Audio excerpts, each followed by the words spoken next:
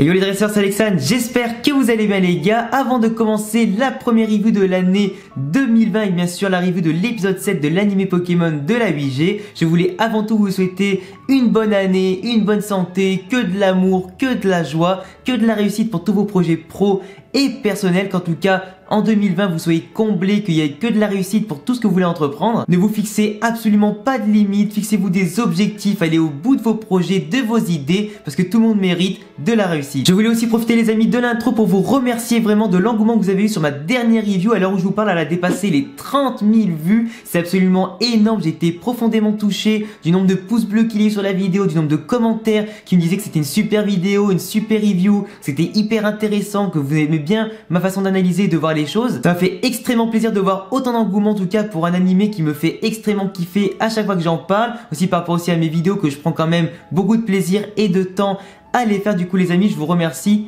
énormément. En plus vous avez été très nombreux les amis entre Noël et le Nouvel An à me souhaiter d'aller vraiment au bout de mes ambitions, d'aller jusqu'aux 50K voire les 100K en 2020. Du coup si vous aimez Pokémon, les animés, les mangas et jeux vidéo, je vous invite vraiment à me soutenir en vous abonnant ici, cocher la cloche et bien sûr en me lâchant de gros pouces bleus pour m'aider un maximum. Et en parlant de soutien, pour ceux qui aiment le football aussi en dehors des jeux vidéo, les mangas, animés, Pokémon et tout ça, j'ai sorti ma chaîne qui s'appelle Alexandre Foot et il y aura bien sûr le lien dans la description de cette vidéo. C'est une chaîne vraiment qui me permet de séparer le contenu foot de tout le reste pour simplement pas ennuyer ceux qui préfèrent que le foot, etc.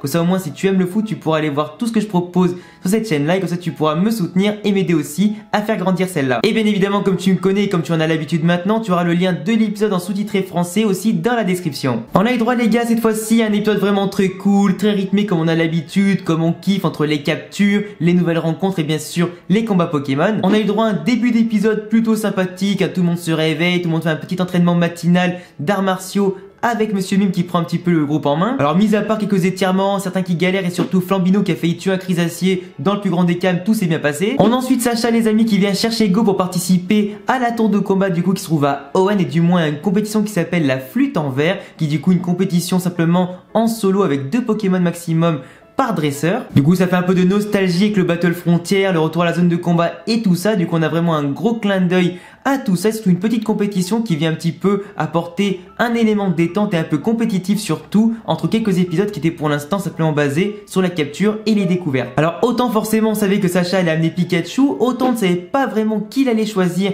en deuxième. Est-ce qu'il allait aller chez le professeur Chen ou du moins l'appeler pour qu'il lui envoie un Pokémon en particulier? À la surprise générale, il a choisi Monsieur Mime qui nous a sorti des têtes mais à mourir de rire à chaque plan. Et mine de rien, même si on voit que c'est un Pokémon qui s'occupe principalement de faire le ménage, les tâches ménagères et tout ça, de faire un petit peu le con, il était extrêmement serein. En réalité, il est extrêmement puissant, surtout si tu sais t'en servir. Et de l'autre côté, t'avais Go qui de base lui aussi préfère les captures, il a pas vraiment d'expérience, il vient à peine d'avoir son premier Pokémon avec Flambino, il en capture d'autres, il est pas du tout habitué au combat Pokémon, du coup il comprend pas forcément l'intérêt qu'il y a à aimer les combats Pokémon ou du moins à y participer, et surtout comment on y participe et comment on gère son Pokémon en direct. Du coup forcément il a choisi Flambino et quand il a commencé à scruter tous ses Pokémon insectes qu'il avait capturé la veille pour participer avec lui en tant que deuxième Pokémon, t'as tout le monde qui se chiait dessus, même le Scarabrute qui pourtant est censé être ultra viril et du coup il le porte dans son nom, c'est une brute, il se chiait totalement dessus, il avait rien à foutre du combat. Il a donc pris un sécateur avec lui qui est pourtant un Pokémon hyper balèze. Donc avant le tournoi, pendant que Go s'amuse à capturer des Pokémon comme des Nirondelles et tout ça, qui voulait capturer des Chenipotes,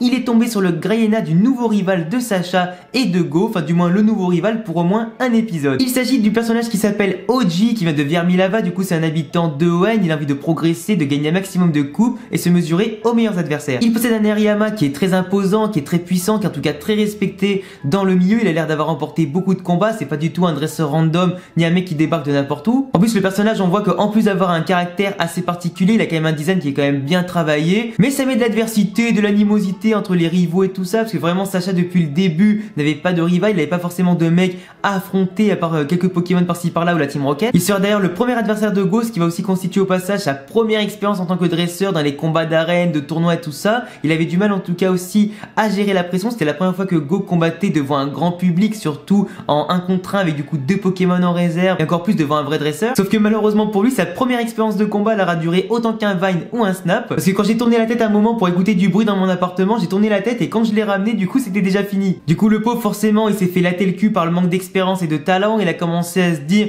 que c'est de la merde, que les combats Pokémon c'est nul, qu'il préfère la capture. Du coup il a commencé à rage quit limite en chialant pour aller choper des shiny pots dans la forêt. Sauf qu'on est d'accord les amis que s'il se reprend pas en main et qu'il se met pas un petit peu plus sérieusement au combat Pokémon pour progresser et tout ça, c'est pas demain qu'il va aller choper Mew hein. Moi à ce moment là je vais lui dire poto, tu prends 50 Poké-dollars, tu vas acheter la Pokéball Plus au magasin et t'achètes Mew comme ça. Donc Go est parti dans la nature chercher 3 shiny pots avant de revenir pile à temps pour la finale entre OG et Sacha. Et d'ailleurs les amis c'était vraiment un très beau combat. On a eu le droit à Maestro Sacha en termes de tactique. Il s'est littéralement gavé, il a humilié le Hariyama adverse avec Monsieur Mime qui lui aussi s'est montré maestro. Monsieur Mime tellement il était au-dessus, serein, confiant, tellement il esquivait avec facilité, tellement il était au-dessus du lot avec protection et tout ça. Il a défoncé le Hariyama avec une attaque mi-trop-point en contre-attaque, il enchaîne avec un psycho pour en terminer, c'était limite beaucoup trop facile. C'est là que Go commence un petit peu à être émerveillé par Sacha et les combats Pokémon. Il se dit que j'ai loupé un truc, que peut-être en fait il faut se battre comme ça. Il avait sous-estimé lui aussi Monsieur Mime, mais il s'est rendu compte que tous les Pokémon sont très bons et qu'il faut simplement savoir les utiliser et savoir comment surtout mettre en place des tactiques avec eux pour pouvoir se dépasser et bien sûr remporter la victoire. Et ça l'a encore plus convaincu que les combats étaient intéressants quand Pikachu est rentré en scène après que Monsieur Mime se soit bien chié dessus. Parce que oui, Monsieur Mime a voulu un petit peu faire le malin et le kéké, mais dès que Grayena est arrivé, il s'est chié dessus et du coup il est parti dans l'autre sens. Pikachu arrive et montre un festival d'attaque et de technique avec le Grayena et c'est là que Sacha nous sort une magnifique technique en tout cas de combinaison entre la toile élec au plafond et l'attaque queue de fer. Du coup en étant propulsé par la toile élec, il a one-shoté le Grayena, c'était magnifique. Donc franchement les amis, quand j'ai vu cette combinaison, j'ai hurlé tellement c'était hyper stylé. Félicitations à Sacha qui remporte on va dire un petit titre intermédiaire après celui de la coupe d'Alola, enfin du coup de la maître de la ligue d'Alola. C'est vraiment une petite coupe intermédiaire organisée ponctuellement par la zone de combat de ON, donc forcément c'est pas un titre qui compte, mais ça fait toujours plaisir de voir en tout cas qu'il arrive à gagner des matchs, qu'il est toujours en forme, qu'il a pas mal d'idées et de techniques et de tactiques dans sa tête. Est-ce qu'il va intégrer Monsieur Mime au fur et à mesure dans son équipe pour partir à Galar? Ça les amis,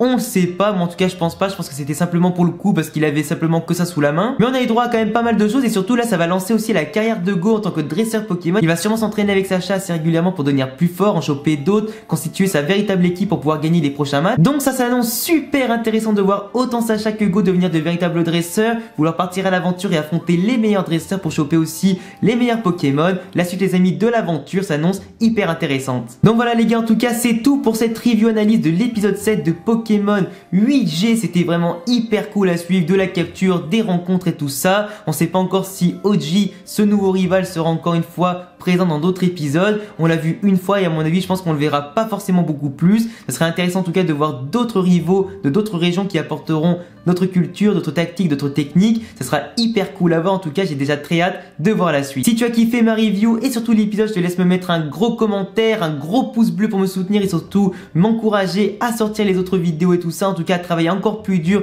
pour aller encore plus loin. Je te laisse t'abonner si tu kiffes Pokémon, les reviews, si tu kiffes les jeux vidéo, les animés, les mangas et bien d'autres choses. Tu as le lien de ma chaîne foot, de mon Twitter, de ma chaîne Twitch, de mon Instagram en description. Et à bientôt les gars pour de prochaines vidéos. Ciao. Ensemble pour toujours et même un peu plus, amis jusqu'à